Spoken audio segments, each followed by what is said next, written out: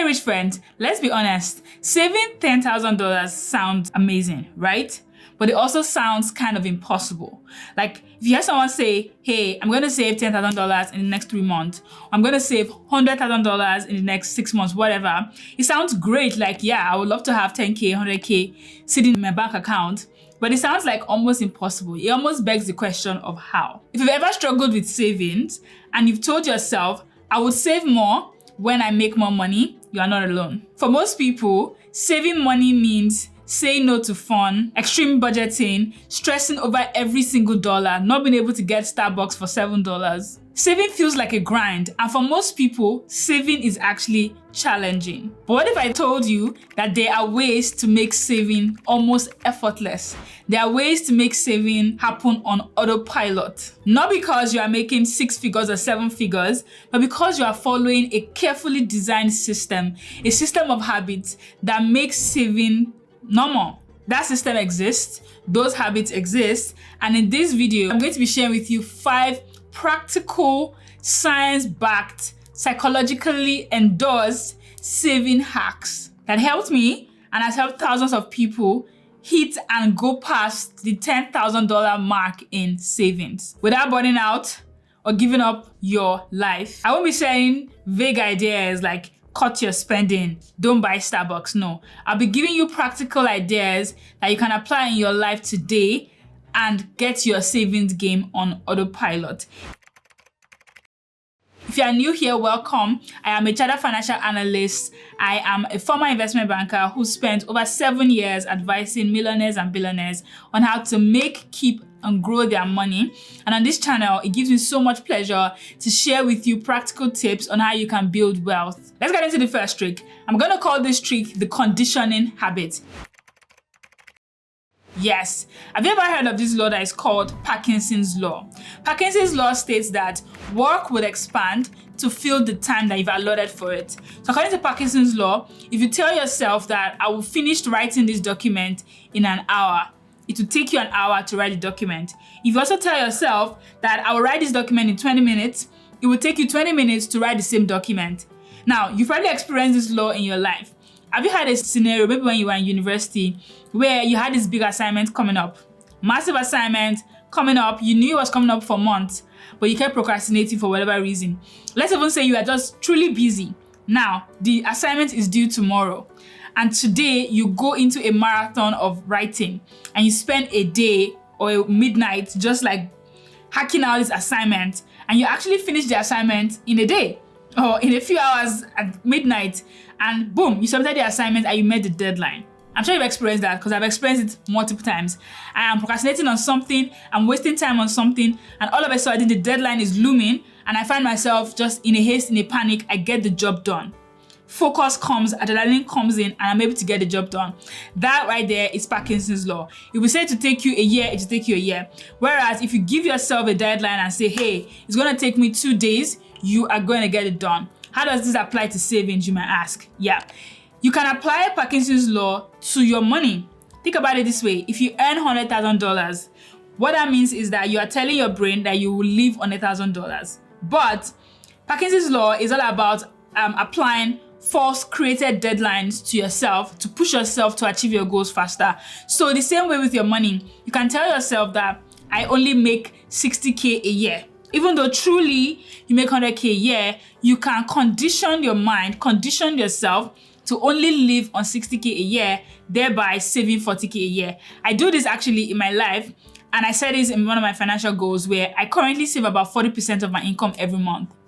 Every single month, 40% of my income goes into savings or investment. How do I do this? Because I've conditioned myself to live on 60%. And this is something that I've practiced for decades of my life.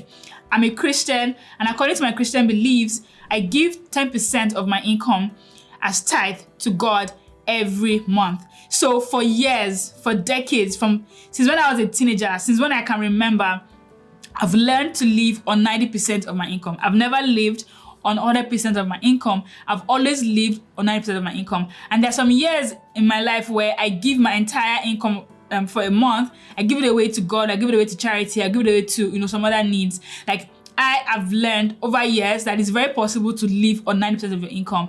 And if you stretch that a bit further, it's very possible to live on 80% of your income. It's possible to live on 50% of your income.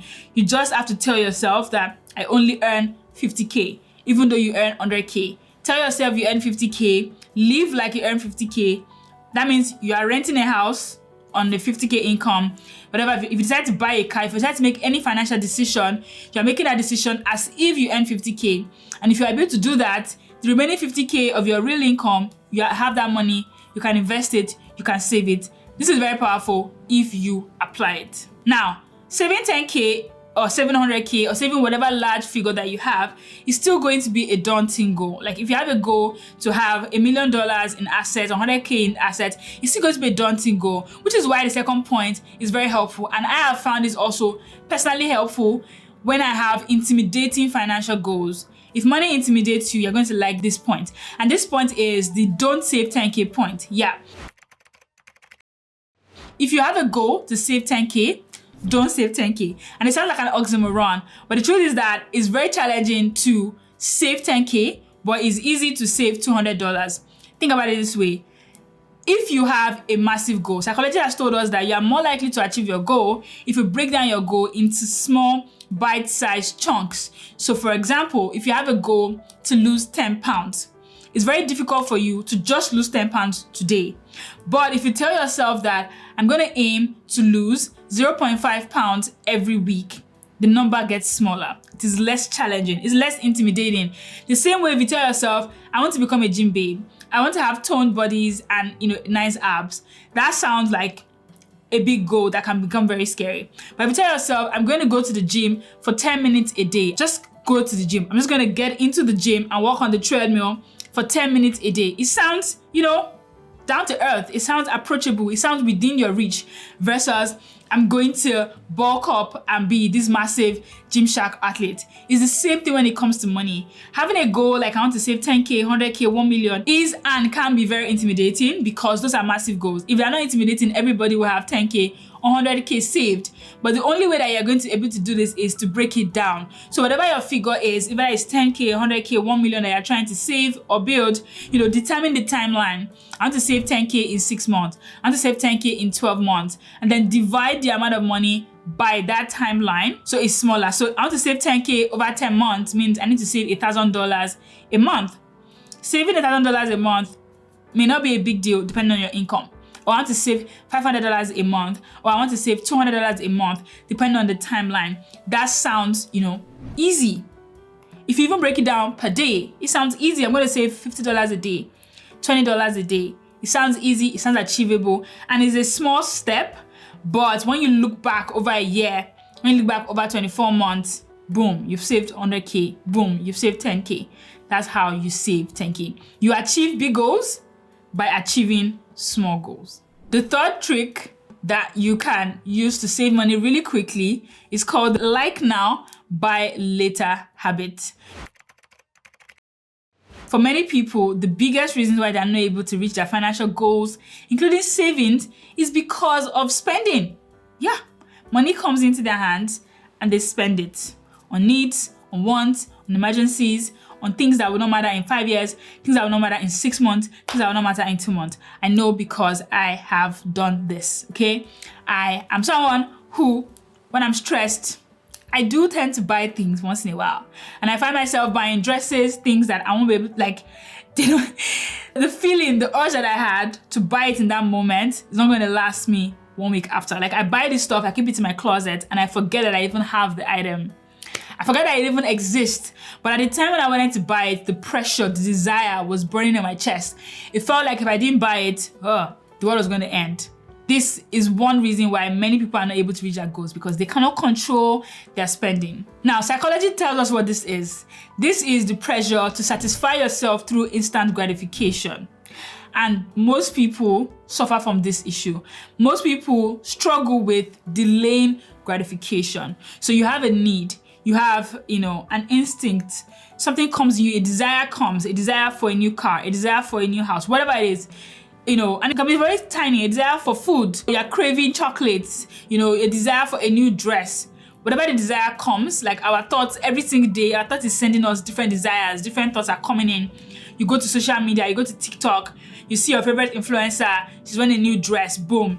Desire has been planted in your mind. Like every single thing on the outside is giving us desires. You're walking on the street, you see someone's car, boom, desire. You're flying in the airport, you see someone's nice bag, desire. Like every single day, like you're a walking magnet of desires, things that you want, things that you like. Now, if you struggle with delayed gratification, you're going to find yourself wanting to gratify those desires every single time they come up. And you wanting to do this does not make you a bad person. You are simply acting on a chemical in your brain that is called dopamine. Dopamine is the pleasure chemical in your brain that gets activated whenever you satisfy an urge. So you feel like watching a movie, you watch a movie, boom, dopamine, right? You feel like scrolling on your phone, you scroll on your phone, dopamine. And dopamine can get very addictive. There are many videos on the internet today about dopamine addiction, cleansing yourself from dopamine. And dopamine comes in different ways, right? Your addiction could be from shopping, it could be from Netflix, from food, from sex, whatever it is. Based on Conrad's video, if your dopamine addiction is around spending your money, this is one trap that will not allow you to build wealth. Now, dopamine works like a drug in the sense that when you have a dopamine hit, you have a high and then you crash. So most times what happens is you need to continue giving yourself dopamine hits to maintain the same level of excitement, satiety that you would get, from that initial dopamine hit, which is why it's a slippery slope. It's a slippery slope for you to always satisfy your purchasing urges whenever they come up.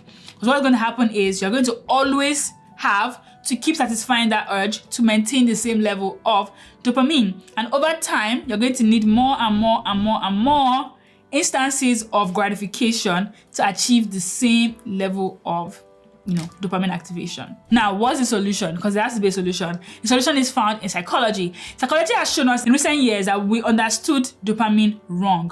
Dopamine doesn't get activated when you actually do the thing. Dopamine actually gets activated when you anticipate the thing.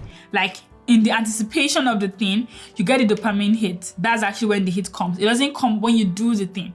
So you want to buy something, you look at it, you get activated. Dopamine flushes in your system. You're looking at the nice bag, you are being activated by dopamine. So you've already enjoyed it. By the time you actually buy the bag, you don't actually get a hit. And if you will know this if you have this shopping addiction or whatever, you feel like buying something, the joy you feel, which is dopamine addiction, comes when you're browsing the website, when you're checking out. Once you check out, boom, you go back to baseline. Like when the package even comes, like, okay, it comes, you open it, oh, nice sweater, but that's it. That's the end of the dopamine ride.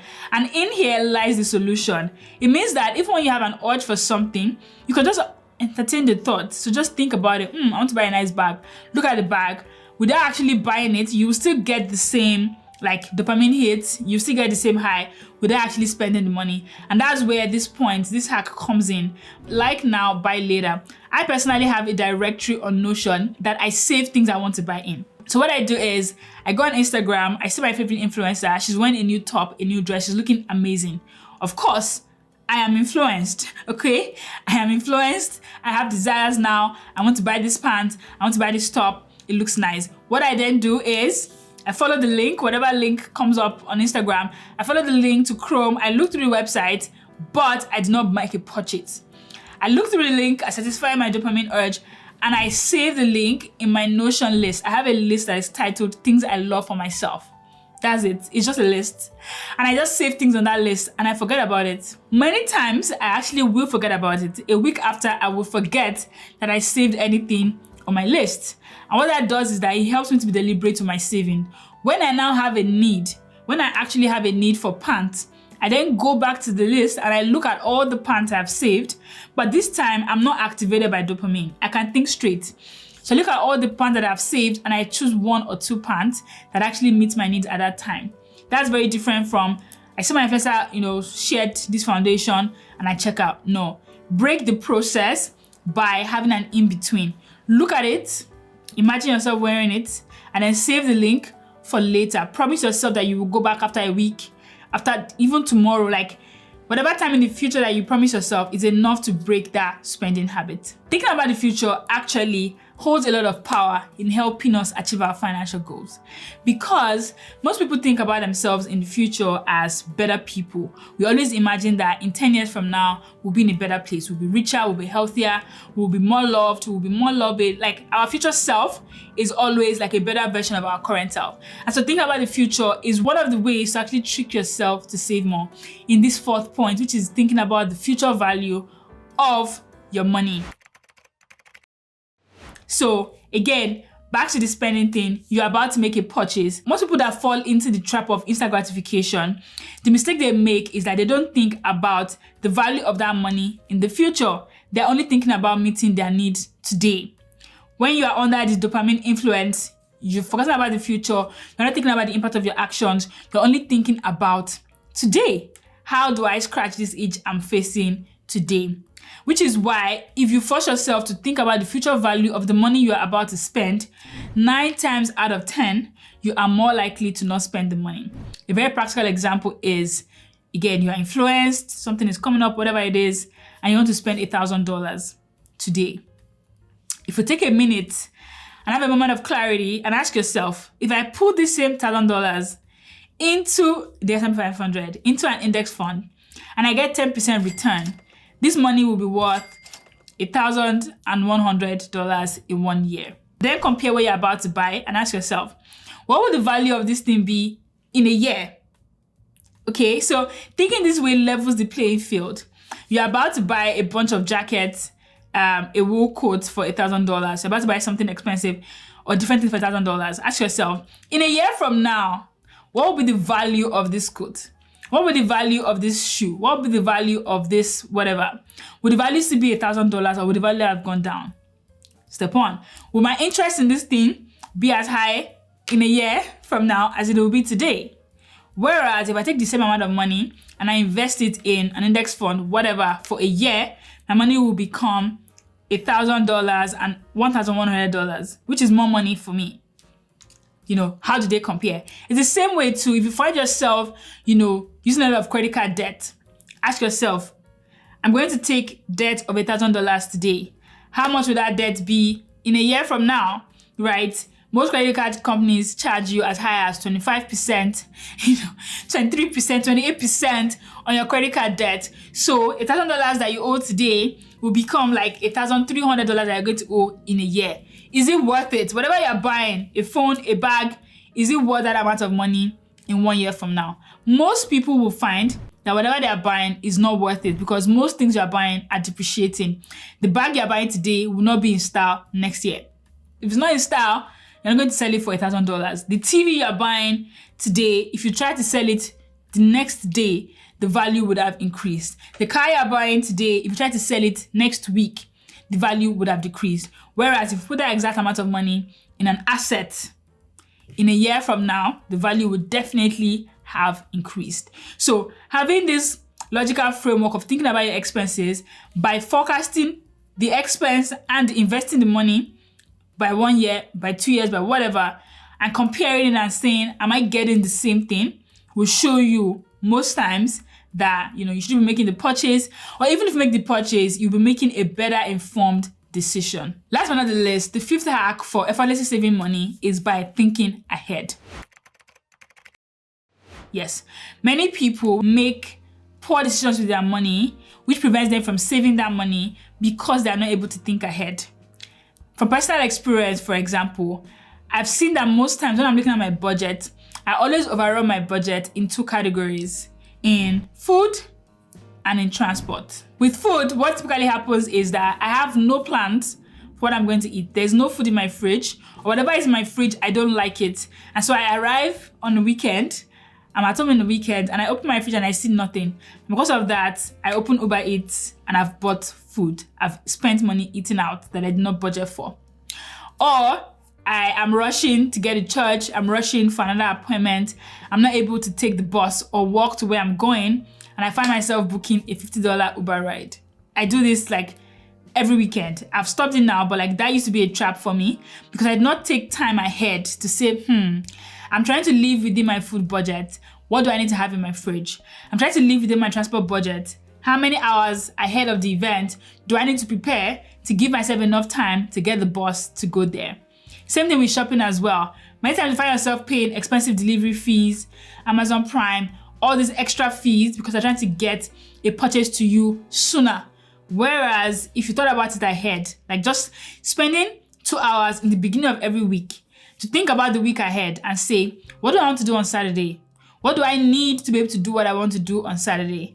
And making sure that you have everything you need for a successful week is enough to stop you from making involuntary, unexpected expenses that eat into your savings. Same way too, many people pay a lot of money on credit card fees because they simply forget to pay off their credit card.